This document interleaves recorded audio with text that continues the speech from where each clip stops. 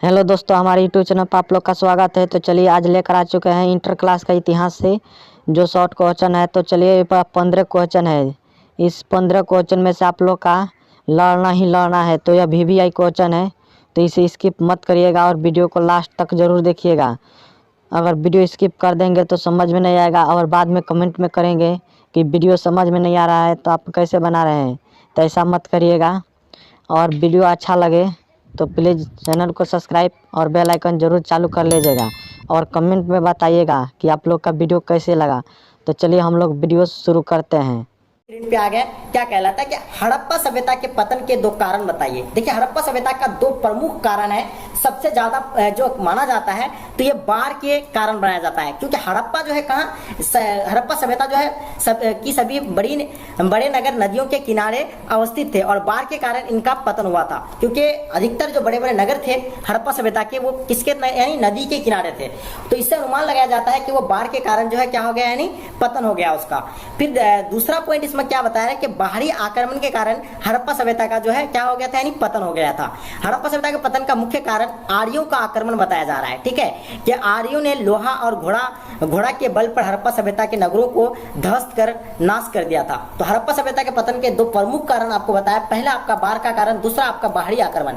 अब देखिएगा दूसरा पॉइंट, आपका दूसरा क्वेश्चन आपके स्क्रीन पे है जो दिख पा रहा है आप लोग। ठीक है, सिंधु घाटी सभ्यता को यानी हड़प्पा सभ्यता क्यों कहा जाता है, यानी सिंधु घाटी सभ्यता को हड़प्पा सभ्यता क्यों कहा जाता है। देखिए आपको हम बता दें कि सिंधु घाटी सभ्यता को हड़प्पा सभ्यता इसीलिए कहा जाता है क्योंकि देखिए हड़प्पा सभ्यता जो है सिंधु नदी के तट पर बसा हुआ है, इसलिए उसका नाम जो है सिंधु घाटी सभ्यता पड़ा था।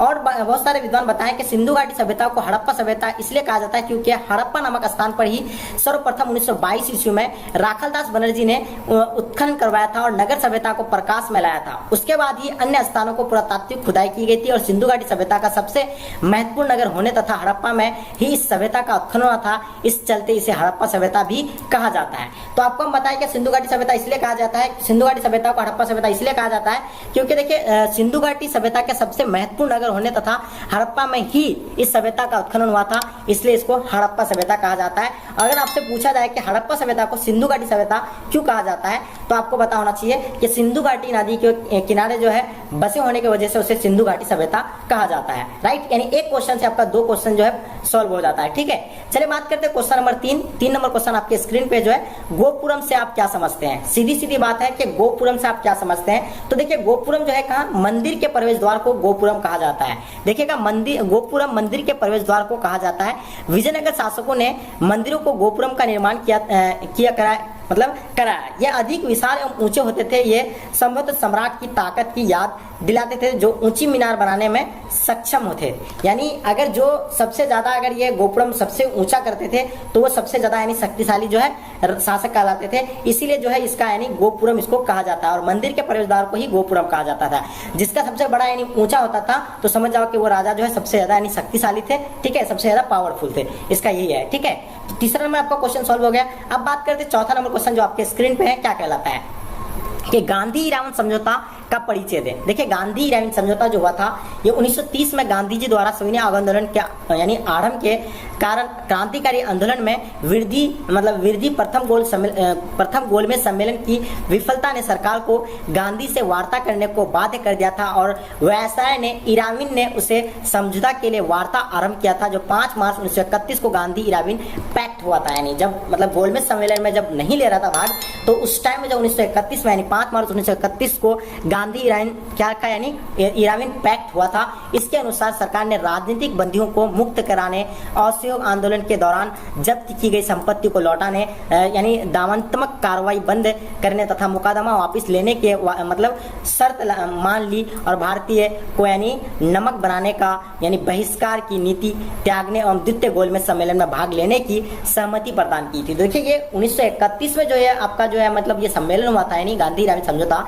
इसमें ये सारे चीजें जिसमें नमक कानून के लिए यानी जो है सविनय आंदोलन का यात्रा किया था, नमक दांडी यात्रा जिसको कहते हैं, दांडी यात्रा निकाला गया था। तो ये सारे चीजों यानी ये सारे चीज का यानी क्या समझौता के लिए यानी एक सबको यानी समझाने के लिए कि हाँ इन चीजों का आपको जो है पूरी तरह से यानी अधिकार देते थे, नमक बना सकते हैं। तो ये सारा चीज जो है ये दिया था, इसीलिए जो है 1931 को यानी 5 मार्च 1931 को जो है इराविन समझौता हुआ था। राइट, तो आपको अगर समझ में नहीं आया तो इसको रोक करके आप लिख सकते हैं अच्छे से। से, ठीक है। चलिए बात करते हैं क्वेश्चन नंबर 5 जो आपके स्क्रीन पे है। क्या कहलाता है कि गुप्तकालीन कला की मुख्य विशेषताओं का उल्लेख करें। देखिए गुप्तकालीन कला का जो प्रमुख जो उसका विशेषताएं हैं, तो एक होता है क्या मूर्ति कला था, दूसरा था क्या चित्रकला।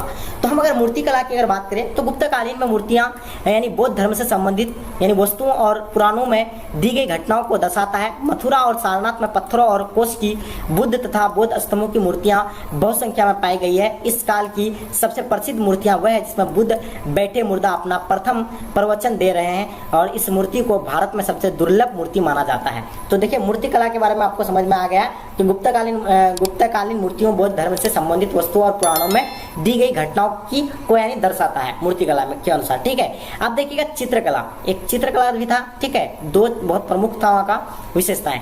ये चित्रकला की गुप्त काल में अपनी प्रगति को मतलब प्रगति के शिखर पर थी।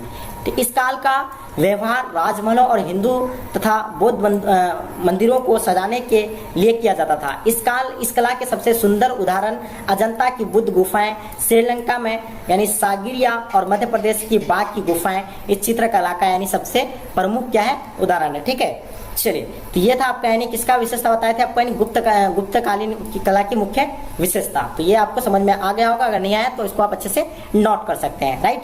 चलिए अब बात करते हैं क्वेश्चन नंबर 6 जो आपके स्क्रीन पे आ गया है। छठा नंबर क्वेश्चन क्या कहलाता है कि अभिलेख किसे कहते हैं। देखिए अभिलेख को समझने के लिए आपको अच्छे से पहले इसको देखना पड़ेगा।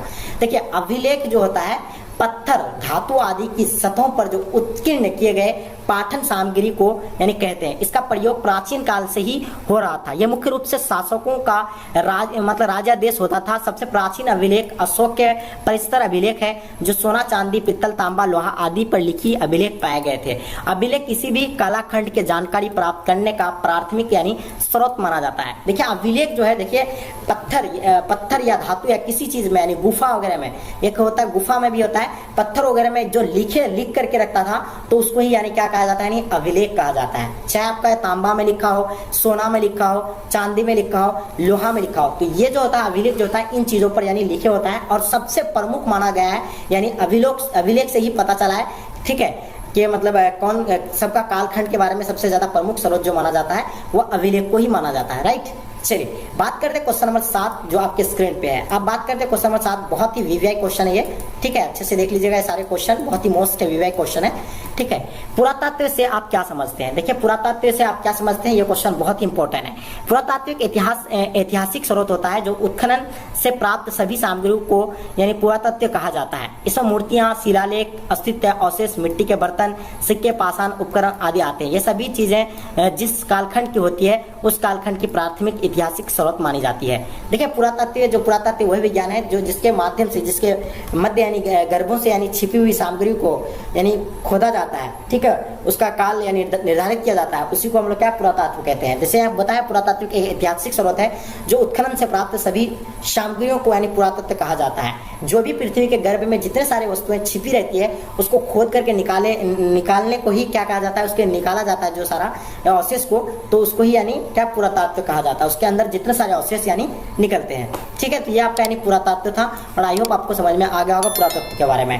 चलिए देखिएगा आप बात करते हैं क्वेश्चन नंबर 8 जो बहुत ही वीवीआई है। जलियांवाला बाग हत्याकांड पर एक टिप्पणी लिखिएगा। जैसे कि आप जानते हैं जलियांवाला बाग हत्याकांड 13 अप्रैल 1919 को हुआ था। कितना हुआ था, 13 अप्रैल 1919 को जलियांवाला बाग हत्याकांड हुआ था। देखिए रोलेट एक्ट का विरोध गांधी सहित अन्य देशों में नेताओं ने द्वारा विभिन्न भागों में किया गया था। इसी एक्ट एवं पंजाब के 2 लोकप्रिय नेता डॉक्टर सतपाल एवं डॉक्टर किसलू के गिरफ्तारी के विरोध में अमृतसर में जलियांवाला बाग में हजारों लोग यानी शांतिपूर्ण ढंग से यानी सभा कर रहे थे। जब 13 अप्रैल 1901 रोलेट एक्ट जिसे काला कानून कहा जाता था, ना दलील ना अपील ना कुछ, यानी किसी भी व्यक्ति को यानी बिना मतलब उसको मतलब कोई आदेश या बिना उसको मतलब संदेह किए यानी उसको गिरफ्तार कर लेते थे। इसी को यानी रोलेट एक्ट कहा जाता था। इसका मतलब होता है काला कानून, और काला कानून का होता है कि ना दलील ना वकील ना अपील, जो उसमें किसी भी व्यक्ति को यानी गिरफ्तार कर लिया जाता था। तो इसी के विरोध में जो है पूरे देश में जो है लोग क्या करते थे, इसका यानी क्या विरोध करते थे। उसमें दो लोकप्रिय नेता था, सत्यपाल एवं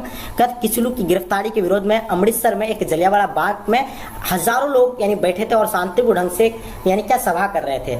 उसी बीच क्या हुआ, बिना चेतावनी दिए पंजाब के तत्कालीन सैन्य अधिकारी जो थे, उसका पंजाब के जो सैन्य अधिकारी थे बड़े, वो डायर था उसका, डायर ने गोलियां चलाने का आदेश दे दिया। ठीक है, गोलियां चलाने का आदेश दे दिया। इस बाग में केवल एक ही सांकड़ा दरवाजा था, यानी एक ही रास्ता था, वो भी पतला जैसा था। ठीक है, यानी सांकड़ा नहीं, पतला होता है, पतला दरवाजा था।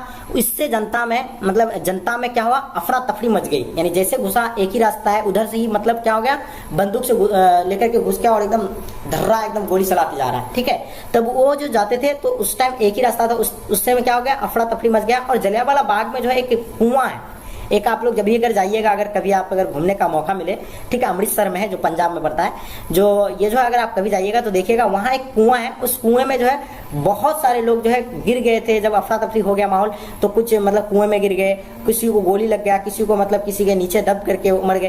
तो ये जो है लाखों मतलब हजारों की संख्या में लोग जो है घायल हो गए थे और लगभग 389 लोग जो है मारे गए थे, हजारों की संख्या में लोग घायल हो गए थे। इस घटना से पूरा आंदोलन मतलब देश अस्तव्यस्त रह गया और इसके विरुद्ध में गांधी जी के नेतृत्व में एक असहयोग आंदोलन हुआ। फिर एक असहयोग आंदोलन हुआ था जो 1920 में आंदोलन शुरू हुआ था। और इसमें जो ये असहयोग मतलब क्या, यानी किसी भी तरह का यानी सहयोग नहीं करना अंग्रेजी शासन को। ठीक है, यानी जितने सारे विदेशी प्रोडक्ट थे सभी का यानी बहिष्कार करते थे। ठीक है, तो ये जो था गांधी जी के द्वारा यानी चलाया गया था। ठीक है, चलिए, तो आई होप आपको इसके बारे में पूरी तरह से समझ में आ गया होगा। नहीं समझ में आया तो इसको अच्छे से आप नोट कर सकते हैं। राइट, चलिए अब देखिएगा नेक्स्ट क्वेश्चन जो आपके स्क्रीन पे है, अस्थायी बंदोबस्त से आप क्या समझते हैं। देखिए, अस्थायी बंदोबस्त से आप क्या समझते हैं, ये क्वेश्चन है। अस्थायी बंदोबस्त अंग्रेजी सरकार द्वारा लागू की गई भूराजस्व प्रणाली थी, जो इससे बंगाल में लॉर्ड कॉर्नवालिस द्वारा 22 मार्च 1793 ईस्वी को लागू किया गया था। देखिए, अस्थायी बंदोबस्त कब लागू किया गया था, 22 मार्च 1793 को अस्थायी बंदोबस्त लागू किया गया था। इसमें जो है कर वसूले का अधिकार स्थानीय जमींदार को दे दिया था। इसमें जो है कर वसूला जाता था, यह अस्थायी बंदोबस्त से यानी कर वसूला जाता था और जमींदार को ही दिया गया था ये वसूलने का अधिकार। ठीक है, इसमें सरकार और किसानों के बीच जमींदारी वर्ग लाया गया और यह व्यवस्था किसानों को शोषण का कारण बन गया था। ये जो लागू किया गया था अस्थायी बंदोबस्त, तो ये जो है मतलब किसका, यानी किसानों के बीच में जमींदारी वर्ग यानी लाया गया था और ये किसानों का शोषण का कारण बन गया था ये अस्थायी बंदोबस्त। ठीक है, तो ये जो है अस्थायी बंदोबस्त था, इससे हम यही समझते हैं। राइट, चलिए अब बात करते हैं नेक्स्ट और अंतिम क्वेश्चन है जो बहुत ही मोस्ट विवेक क्वेश्चन है। जितने सारे क्वेश्चन है सिलेक्टिव क्वेश्चन है और यहाँ से आपको लगभग सभी क्वेश्चन जो है पूछे जाएंगे आपके एग्जाम में। प्लासी के युद्ध के 3 कारण निम्नलिखित बताइए। देखिए, प्लासी का जो युद्ध हुआ था, प्लासी का युद्ध आई होप आपको पता होगा, 1757 को प्लासी का युद्ध हुआ था, जिसमें 3 प्रमुख महत्वपूर्ण कारक माना जाता है। एक होता है उत्तराधिकारी विवाद, दूसरा होता है यानी अंग्रेजी द्वारा यानी दस्तक पास का दुरुपयोग, तीसरा पॉइंट इसमें था यानी काल कोठरी की घटना। 3 महत्वपूर्ण पॉइंट था और इसी पॉइंट की वजह से ही यानी प्लासी का युद्ध हुआ था। 3 कारण था, महत्वपूर्ण कारण, आपको समझ में आ गया होगा। प्रारंभ से अंग्रेजों ने बंगाल के उत्तराधिकारी विवाद में हस्तक्षेप किया था। ठीक है, उसके दीवान यानी राजवल के परिवार तथा कोष को कलकत्ता में अपने संरक्षण में रखा गया था। बाद में उन्हें शौकत जंग का खुलेआम यानी समर्थन किया था। उनका उद्देश्य बंगाल में ऐसा नवाब गद्दी पर बैठाना था जिस पर यानी उनका नियंत्रण हो। ठीक है, ये यानी उत्तराधिकारी विवाद था। दूसरा पॉइंट था अंग्रेजों द्वारा यानी दस्तक पास का दुरुपयोग, यानी कंपनी को बंगाल में मुगल सम्राट ने फारूक खिशियर चुंगी मुक्त व्यापार का अधिकार दिया था, लेकिन कंपनी की कर्मचारी ने व्यक्तिगत व्यापार में इन दस्तकों का दुरुपयोग कर रहे थे और वे भारतीय व्यापारियों को भी मतलब दस्तक बेचते थे। तो ये जो है दुरुपयोग उसका करते थे, अंग्रेजों द्वारा दस्तक पास का दुरुपयोग। तीसरा पॉइंट था यानी काल कोठरी की घटना, अंग्रेजों द्वारा काल कोठरी की यानी मन गिरद घटना का व्यापक प्रचार करके नवाब को यानी अत्याचारी और निर्दयी के रूप में यानी दिखाने का प्रयत्न किया था। ये था यानी 3 महत्वपूर्ण कारण प्लासी के युद्ध का। ठीक है, और ये 1757 को ये युद्ध हुआ था और आपको आई होप समझ में आ गया होगा। तो डियर स्टूडेंट, आपको ये सब्जेक्ट जो है अभी सब्जेक्टिव जितने सारे क्वेश्चन था, ये मोस्ट विवेक क्वेश्चन था, इसको अच्छे से आप लोग नोट कर लीजिएगा। ठीक है।